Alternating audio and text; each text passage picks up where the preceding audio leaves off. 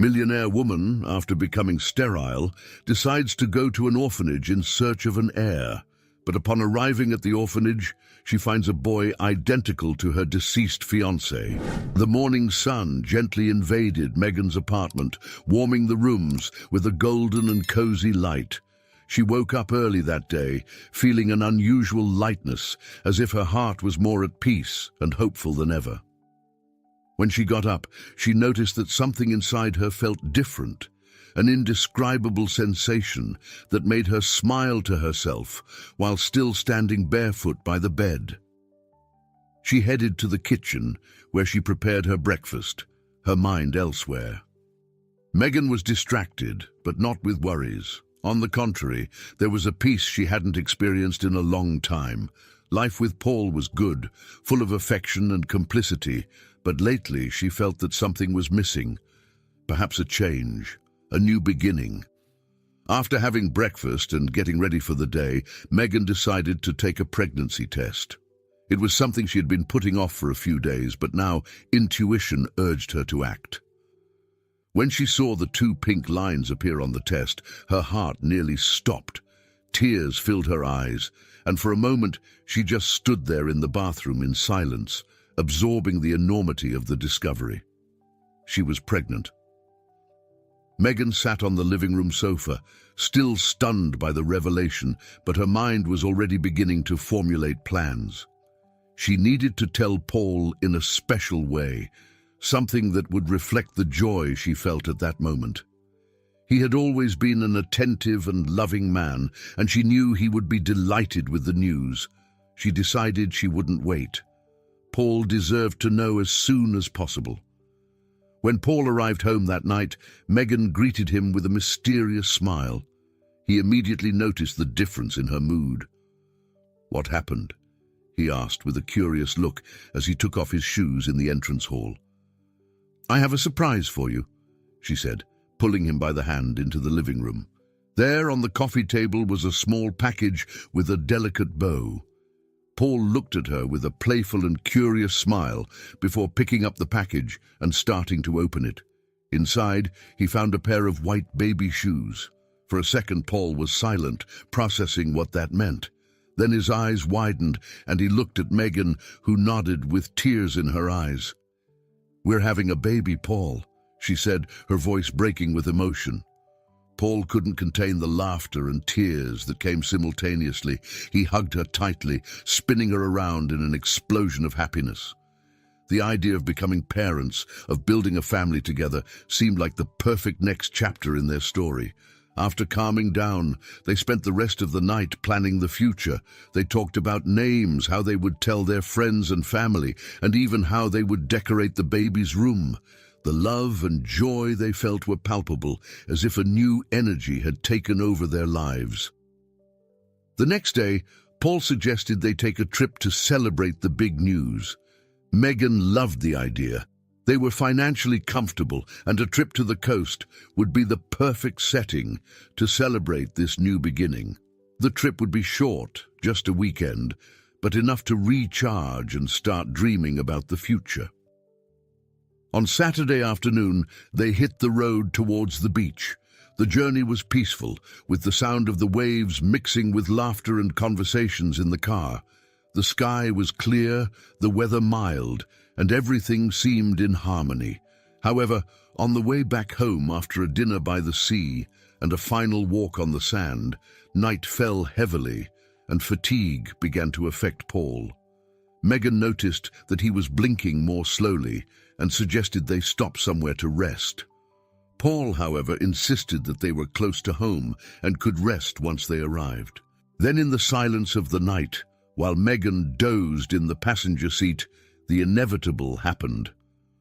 Paul, exhausted, lost control of the car for a brief second, but enough for it to veer off the road and crash violently into an embankment. The impact was devastating. Megan was thrown against the dashboard, and the last thing she saw before losing consciousness was the image of Paul, motionless at the wheel, his eyes closed. Darkness took over, and silence reigned, interrupted only by the distant sound of the sea and the approaching sirens. Megan slowly opened her eyes, feeling the intense white light of the surrounding environment. Everything seemed out of focus. The white walls and indistinct shapes around her danced before her confused eyes. The sensation of weight in her body and the pain radiating from every limb made her groan in weakness. She tried to move, but her body was heavy, pinned to the bed. Then she noticed the rhythmic sound of a heart monitor beside her, matching the rapid beat of her heart. She was in a hospital. A nurse approached, noticing that Megan had woken up. Her steps were hurried but gentle, and her expression was one of concern. Megan tried to speak, but her voice came out weak, an incomprehensible murmur. "Calm down, Mrs. Megan, you're safe now," said the nurse, adjusting the pillows around her.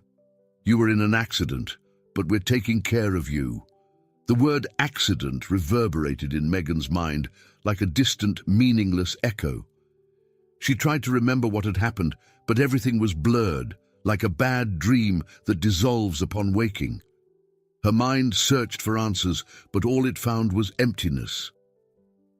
"Paul," she finally murmured, managing to pronounce his name. "Where is Paul?" The nurse hesitated, her gaze revealing more than her words could hide. "We'll call the doctor to talk to you. He can explain everything."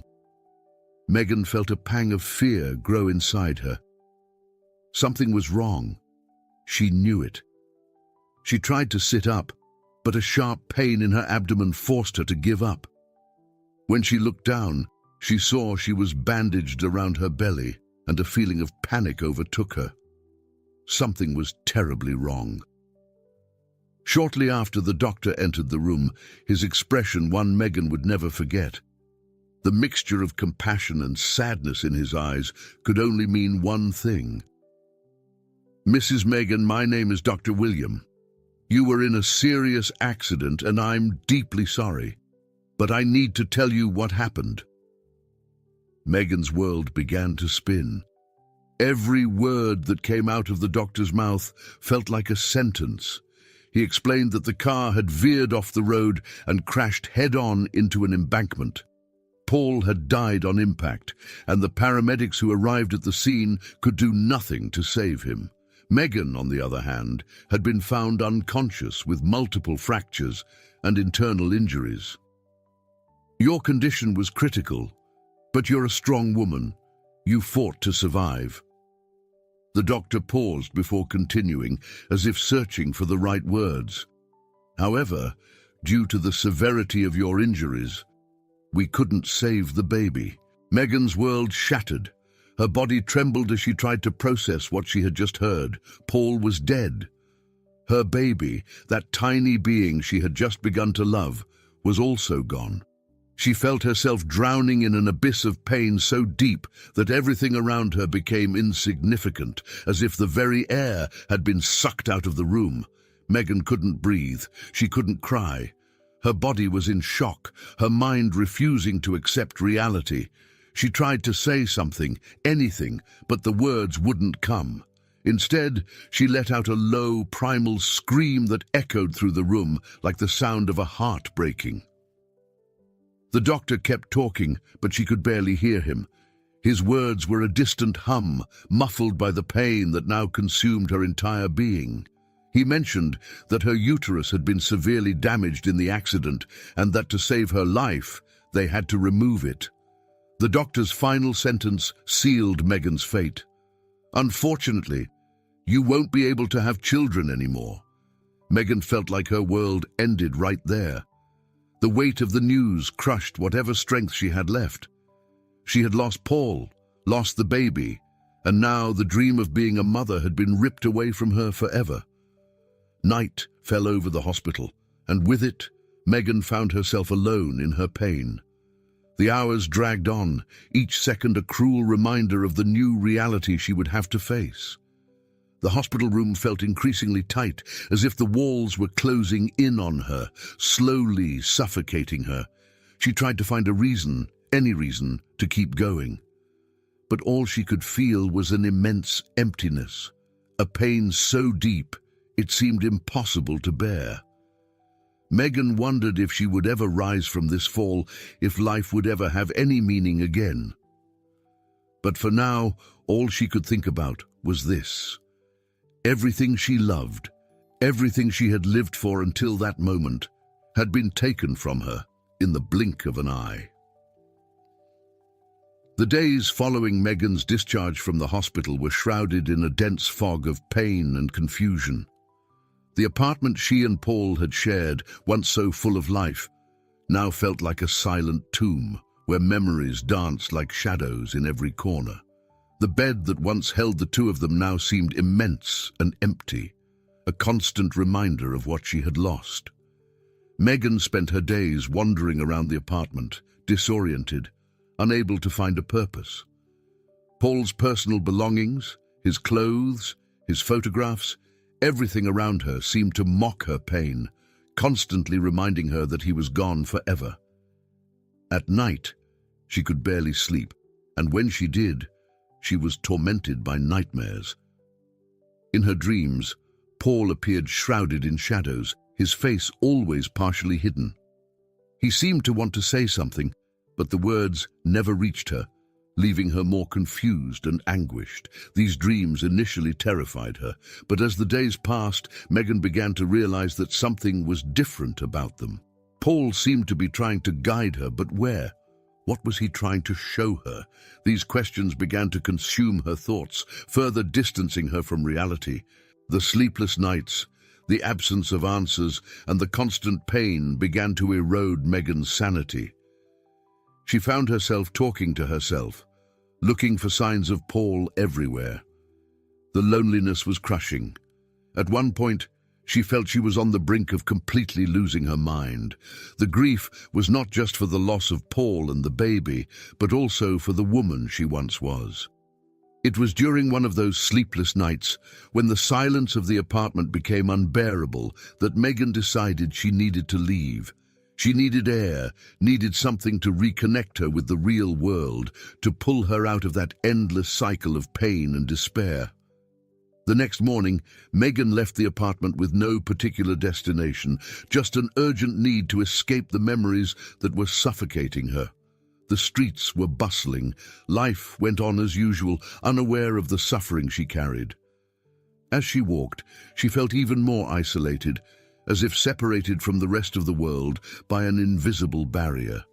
Then, in the midst of her aimless walk, her eyes were drawn to a small, discreet sign, Santa Clara Orphanage. The words stood out as if illuminated by their own light, calling to her in a way she couldn't ignore. Megan stopped in front of the entrance, hesitant. The idea of entering an orphanage, of being surrounded by children, seemed too much for her, especially after everything she had lost. But something inside her pushed her forward, a force she couldn't explain. When she finally crossed the orphanage gates, she was greeted by a sense of calm, almost as if the place had been waiting for her. The sound of children laughing echoed in the distance, bringing a lightness that contrasted sharply with the darkness she carried. Megan felt a tightness in her chest, a mix of sadness and hope, but also something else, something indefinable. Inside the orphanage, she was received by Karen, the director, a middle-aged woman who exuded a serenity that immediately calmed Megan. Karen, with her welcoming smile, gave Megan a brief tour of the place, showing her the dormitories, classrooms, and the courtyard where the children played. Megan tried to focus on Karen's words, but her mind was distant, still trapped in the disturbing images of her dreams with Paul. As she walked through the orphanage's corridors, Megan felt an inexplicable connection with the place. It was as if something there was calling to her, something she still couldn't understand. Every child she saw, every smile that crossed her path, touched a sensitive chord inside her, awakening feelings she thought she had lost forever.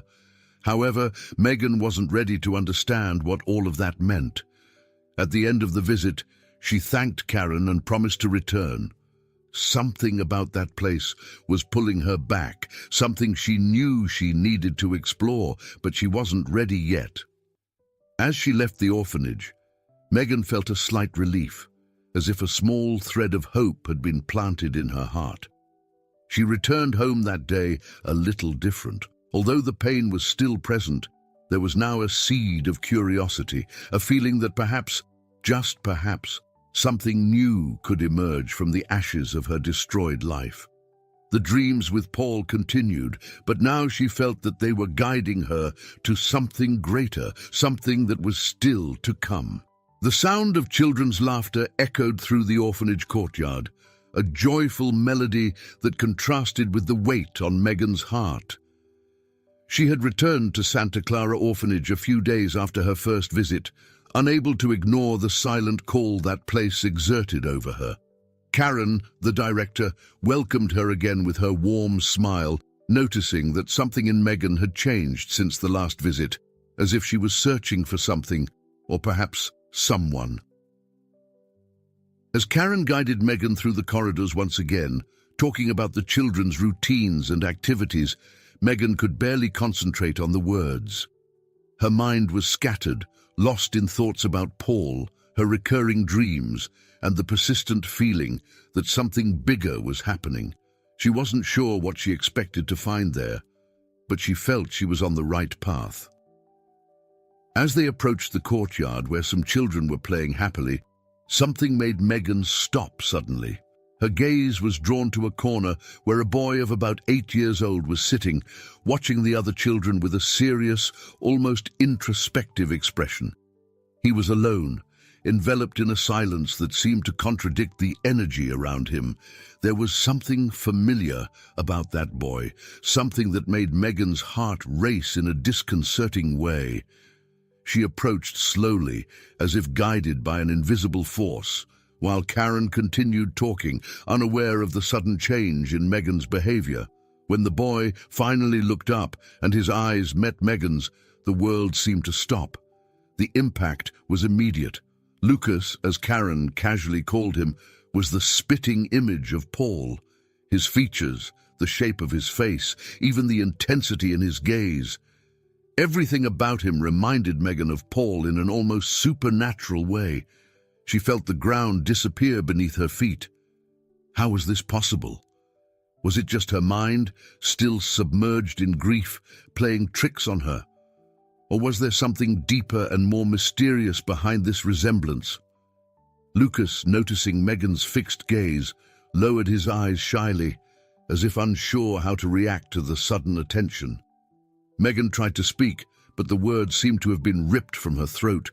She was paralyzed between disbelief and fear, struggling against the wave of emotions threatening to overwhelm her.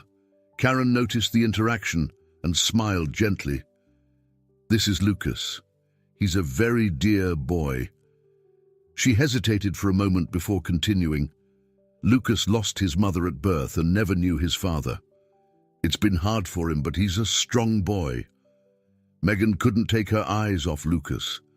Karen's words seemed to echo in her mind, mingling with her own chaotic thoughts. The resemblance between Lucas and Paul was so striking that it was beginning to seem impossible that it was just a coincidence. And if there was something more, something she needed to discover. Part of Megan, still immersed in pain and grief, feared she was projecting her emotions onto this innocent child. What if she was just seeing what she wanted to see, but the connection she felt with Lucas was undeniable, a bond she couldn't explain but also couldn't ignore. It was as if her entire being was screaming at her to pay attention, not to let slip what was right before her eyes. Throughout the rest of the visit, Megan kept Lucas in sight, discreetly observing him as he interacted with the other children. With each look, each movement, the feeling that he could be related to Paul grew within her, forming a knot of uncertainty and curiosity that she knew she needed to unravel. When it was time to leave, Megan felt an internal resistance, as if part of her wanted to stay. Before leaving, she approached Karen and, with a trembling voice, asked more about Lucas. Karen, always kind, told her everything she knew, that Lucas had been brought to the orphanage as a baby after his mother's death, and that no information about his father had been found. Megan left the orphanage with a heavy heart and a mind in turmoil. Lucas's resemblance to Paul, the absence of information about the boy's father, the disturbing dreams with Paul. Everything seemed to intertwine in a mystery that she felt an urgent need to solve. That night, alone in her apartment, Megan reflected on everything she had seen and felt that day. The idea that Lucas could somehow be related to Paul seemed crazy, but the connection she felt was too real to ignore. She knew she wouldn't be able to rest until she discovered the truth. That's when Megan made a decision. She would hire a private investigator to uncover Lucas's history. She needed to know where he came from, who his parents were, and if there was any connection to Paul. The uncertainty and curiosity were beginning to consume Megan, and the only way to find peace would be to discover the truth, no matter how painful or unbelievable it might be. Megan wasted no time. The curiosity and restlessness that had consumed her since the encounter with Lucas drove her to act quickly. The next morning, after a restless and sleepless night, she picked up the phone and made a call that would change the course of her life. She hired Manuel, a private investigator known for his discretion and effectiveness, and scheduled a meeting with him to discuss what she had discovered so far. Manuel's office was located in an old building in the city center, a place that exuded an air of mystery and hidden secrets. When Megan entered, she was greeted by Manuel himself, a middle-aged man with a robust appearance and keen eyes that seemed capable of uncovering any secret. After a brief exchange of greetings, Megan got straight to the point, recounting Lucas's story and the disturbing resemblance he had to Paul. "I know it may seem crazy, Manuel, but something tells me there's more to this story than meets the eye," said Megan, trying to organize her thoughts. "I need to know the truth. I need to know who this boy is, and why he looks so much like Paul." Manuel listened attentively, his expressions revealing little of what he thought. After a few minutes, he nodded slowly. "I'll start by investigating the available records about Lucas," he said, taking a notepad. "If he was brought to the orphanage, there must be some documentation, even if minimal. I'll see what I can find." Megan thanked him and left Manuel's office with a heavy heart, but a spark of hope. If there was something to be discovered, Manuel would find it. Meanwhile, she would have to deal with the increasingly intense dreams that continued to haunt her every night. The following days were marked by agonizing waiting. Megan found herself increasingly immersed in memories of Paul, as if her mind was trying to show her something she still couldn't understand. The dreams became more vivid and detailed. Paul appeared in familiar places, but always shrouded in a fog that made it difficult to see his face clearly. He seemed agitated, as if he wanted to tell her something important, but the words never reached her. One night, the dream was different. Paul was in their room, the same one where they had shared so many conversations and laughs. He seemed closer, more real. Megan approached him, but before she could touch him, he whispered something that made her wake up abruptly. "Find the truth." Megan woke up startled, her heart racing. The phrase echoed in her mind, so clear and urgent that she knew she couldn't ignore it. Paul was trying to tell her something, and she was determined to find out what it was. A few days later, Manuel got in touch. He had made progress in the investigation and wanted to meet with her to discuss what he had discovered. Megan went to the meeting with a mix of anxiety and hope, trying to prepare herself for what she might hear. In Manuel's office, he presented the initial results of the investigation. The records at the orphanage confirmed the basic story that Karen had told. Lucas had been brought to the orphanage as a baby after his mother's death during childbirth. There was no information about the father, and the few available documents seemed to indicate that Lucas was just another of the many children without a family at the institution. So far, there's nothing to suggest a direct link between Lucas and Paul, said Manuel in a professional and restrained tone. But there are some gaps in the records. The orphanage received Lucas from a local hospital, but there aren't many details about his mother or any close relatives. I'll keep investigating these loose ends. Megan listened carefully, but her mind was focused on something else, the resemblance. She couldn't help but think there was more beyond the records, something that hadn't yet been revealed. Manuel, do you think it's possible that this resemblance is just a coincidence? Asked Megan, her voice filled with uncertainty. Manuel looked at her with an evaluating gaze. Coincidences exist, but they're rare. What you've described is at the very least intriguing. I'll dig deeper. There might be something that hasn't come to light yet. In the meantime, I suggest you continue observing Lucas's behavior.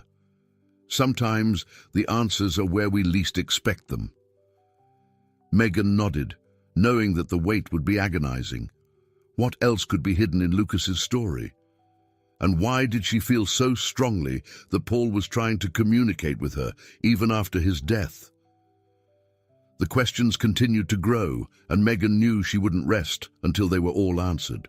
The days that followed were long and full of tension.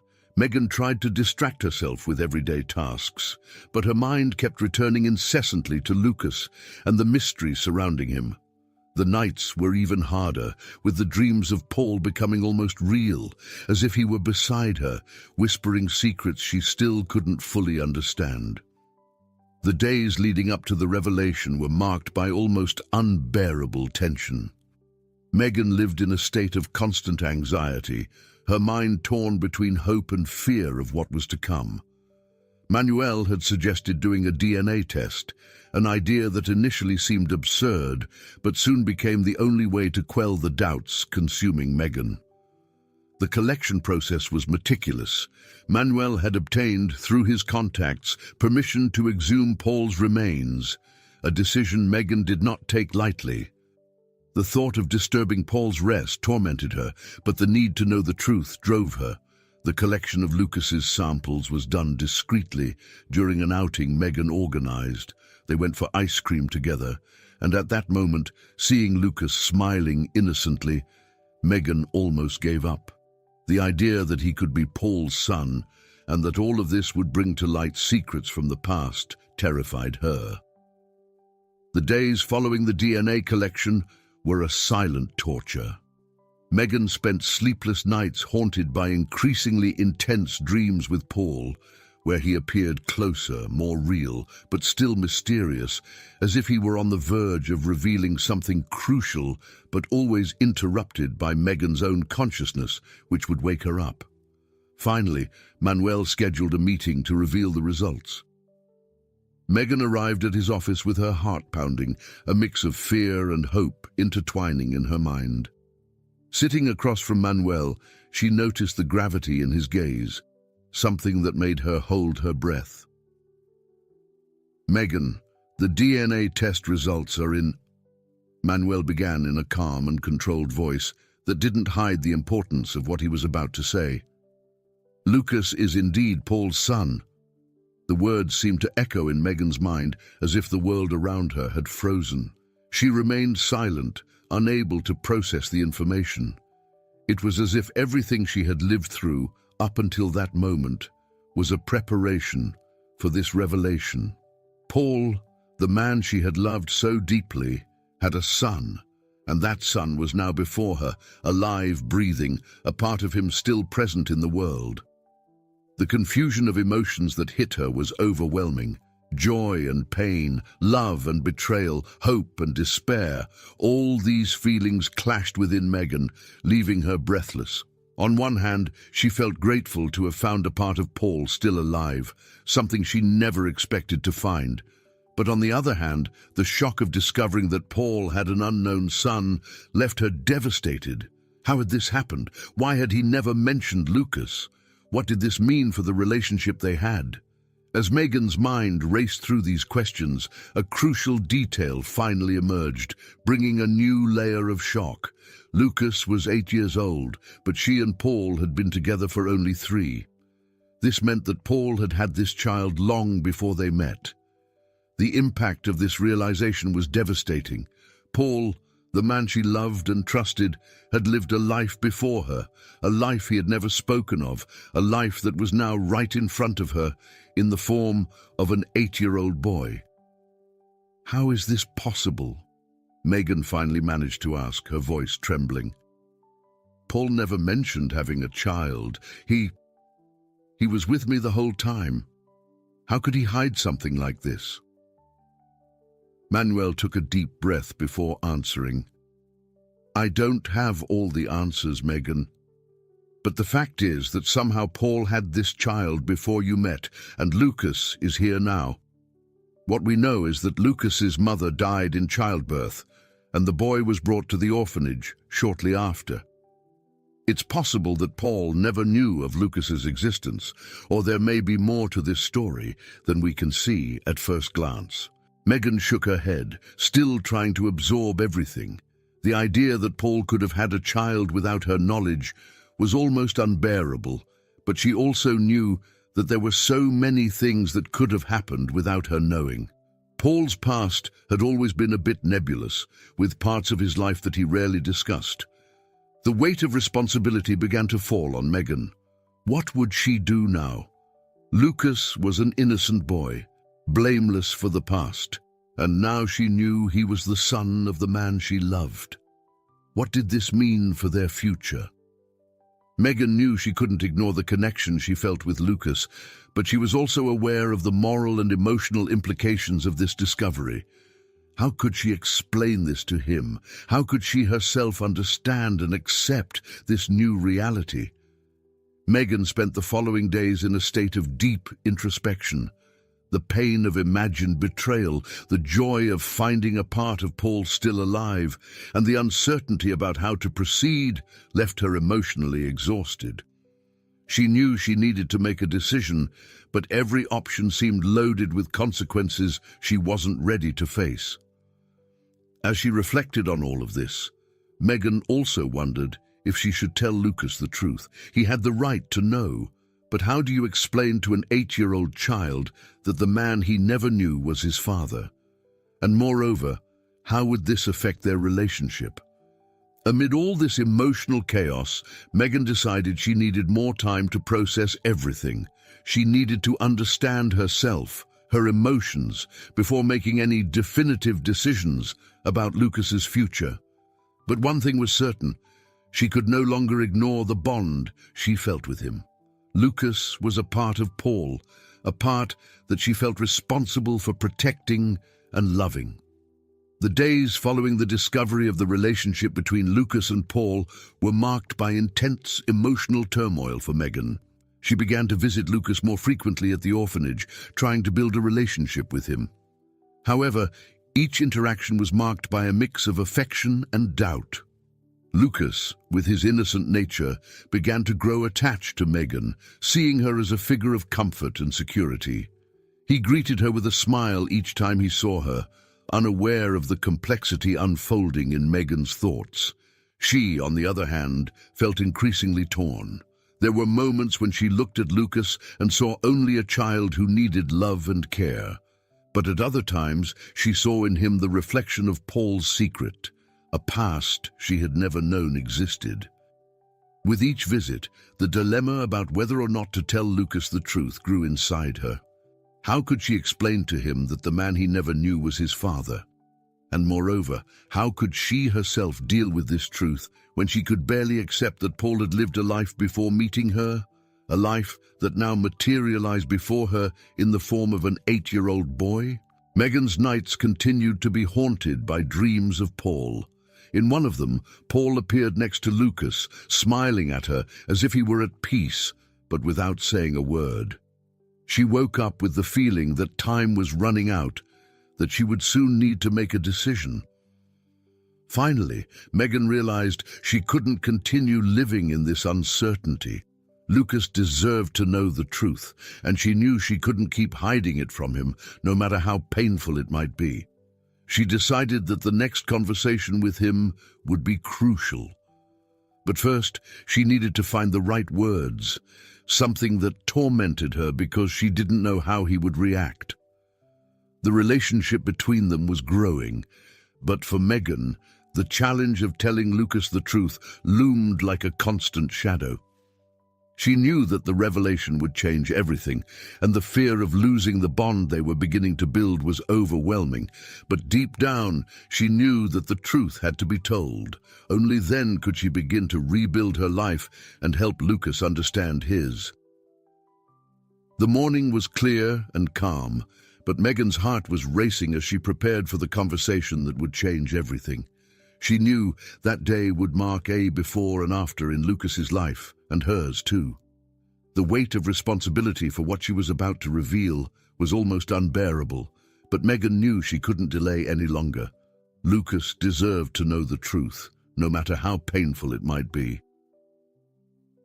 Megan went to pick up Lucas at the orphanage and took him to a nearby park, a quiet place full of old trees that offered shade and a bit of privacy.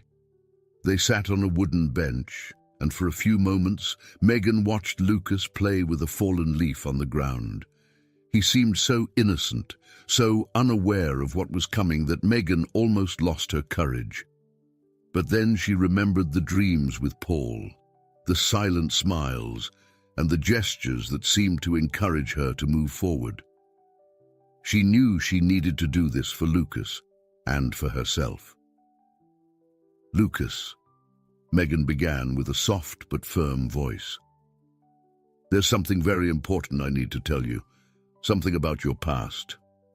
Lucas looked up, curious but without signs of worry. He trusted Megan, felt safe with her, and this made her feel even more determined. "You know I care a lot about you, right?" she continued, lightly touching his hand. "I know, Megan," Lucas replied with a shy smile. "I like you a lot too." Megan felt a lump form in her throat but managed to continue. "Lucas, I want to tell you about your father. Do you remember asking about him before?" Lucas nodded, his eyes now intensely focused on Megan's. She took a deep breath and proceeded. "Your father. He was a very special person, and I loved him a lot too. But he's no longer with us. He passed away before you had the chance to meet him." Lucas's expression gradually changed from interest to confusion and finally to sadness. He said nothing, just watched Megan, waiting for her to explain more. "Your father's name was Paul," Megan revealed, her voice breaking. "And he was my fiancé. We were together when he died. I only recently discovered that you are his son, and that's why I started getting closer to you. I wanted to get to know you better because you are a part of him that is still here." Lucas remained silent, absorbing the words slowly. Megan could see the internal struggle in his eyes, the confusion mixed with the pain of knowing he had a father he never knew, and that this father was already gone. After a few minutes that seemed like an eternity, he finally asked, "So, you were going to marry him?" Megan nodded, feeling tears well up in her eyes. "Yes, Lucas. I loved your father very much.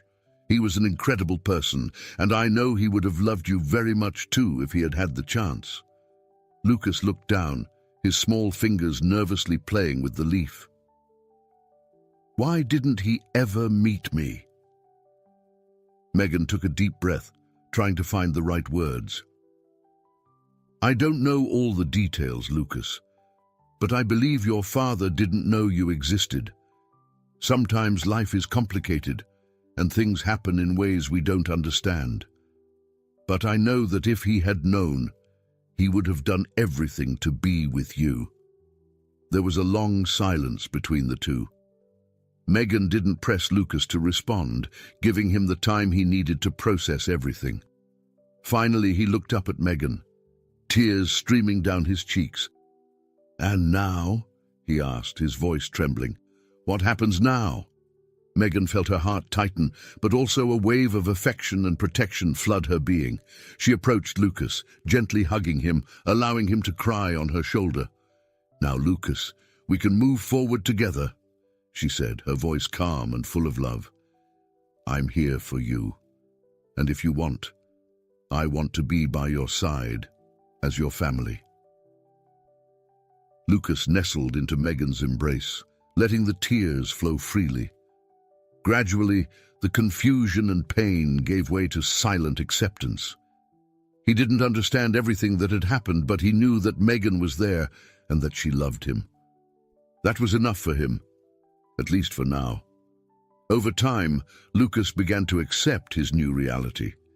He still had many questions, but he knew that Megan was there to help him find the answers.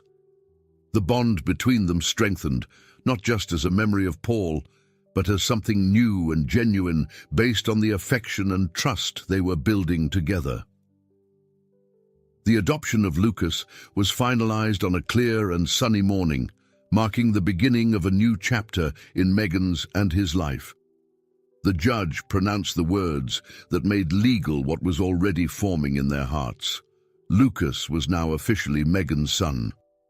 As they left the courthouse, Lucas's shy smile reflected both joy and a certain insecurity, while Megan squeezed his hand, feeling a mixture of relief and responsibility. But as Megan would soon discover, life together would not be without challenges. Despite all the affection they were beginning to share, adjusting to the new reality brought up issues and insecurities that neither of them was fully prepared to face. Lucas, though happy to finally have a mother, still felt the absence of a father figure. At 8 years old, he was at an age where the presence of a father seemed crucial.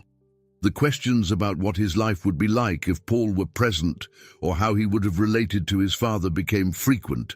Megan did her best to fill that void, offering love, support, and patience. But she knew there was a limit to what she could do alone. Megan, in turn, faced her own internal battles. The grief for Paul was still a constant presence in her life, a silent ghost that accompanied her in unexpected moments. Every time she saw Lucas's smile, the way he furrowed his brow when he was concentrating, or the sparkle in his eyes when he talked about something that excited him, Megan was reminded of Paul. And although this brought comfort, it also rekindled the pain of loss. Balancing these emotions with the role of a mother was challenging. Megan found herself trying to balance grief with the need to be present for Lucas, to be the mother he needed, but also to honor Paul's memory. Sometimes the weight of these responsibilities overwhelmed her, and she wondered if she was doing enough, if she was being fair to Lucas, to Paul, and to herself. But despite the difficulties, there were moments of pure joy, moments when the new life they were building together seemed full of promises. Megan and Lucas began to create their own traditions, movie nights, park outings, and dinners that, though simple, always ended with shared laughter. These small routines helped cement the bond between them, creating new memories that, though different from what Megan had imagined with Paul, were equally precious. Still, the ghosts of the past didn't completely dissipate. Megan knew that there were many unanswered questions about Paul's relationship with Lucas's mother, about how he could have had a son and never mentioned it. And from time to time, these doubts returned, bringing uncertainties about the future she and Lucas were building. But over time, Megan began to accept that the past, though important, shouldn't completely define her present.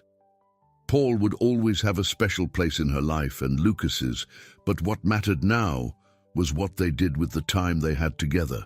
Lucas, for his part, also began to understand that although his biological father wasn't there, he could still have a loving family, and that Megan's presence in his life was something to be celebrated. And so, gradually, Megan and Lucas began to find balance, Together they faced the challenges that arose, learning from each other, making mistakes and getting things right, but always with the certainty that despite the shadows of the past, they were building something new and beautiful.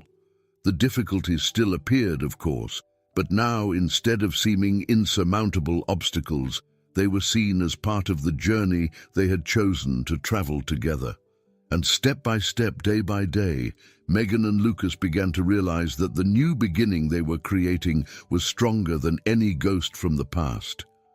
The morning was fresh, the air carrying the soft scent of flowers that were beginning to bloom with the arrival of spring. Megan and Lucas walked side by side through the cemetery in silence, each lost in their own thoughts. In Megan's hands, a bouquet of white lilies, Paul's favorite flowers, while Lucas carried a small arrangement of simple but meaningful daisies. When they arrived at Paul's grave, Megan stopped, taking a deep breath. The visits to the cemetery had become part of their lives, a way to keep Paul present, not as a shadow of the past, but as a loving memory that connected them. Megan slowly knelt, placing the lilies on the tombstone, her fingers brushing over the name engraved on the cold stone. Lucas, more reserved, stood beside her for a moment before stepping forward and placing the arrangement of daisies next to the lilies. He was still young, but was beginning to understand the importance of these rituals, not just as a tribute to the father he never knew, but also as a way to solidify his new identity, his new life with Megan. "Would Dad be happy to meet me?" Lucas asked, his soft voice breaking the silence. Megan smiled, feeling a wave of emotion wash over her. "I'm sure he would, my love. And he would be very proud of you, just as I am." They stayed there for a few more minutes in comfortable silence, each in their thoughts. Megan felt a peace she hadn't experienced in a long time. The pain was still there, like a scar that would always be there, but it was no longer an unbearable burden. Instead, it had transformed into something softer, a memory that, though sad, also brought comfort. After a while, they got up and walked to another grave, where Megan placed a small bouquet of white roses in honor of Lucas's biological mother.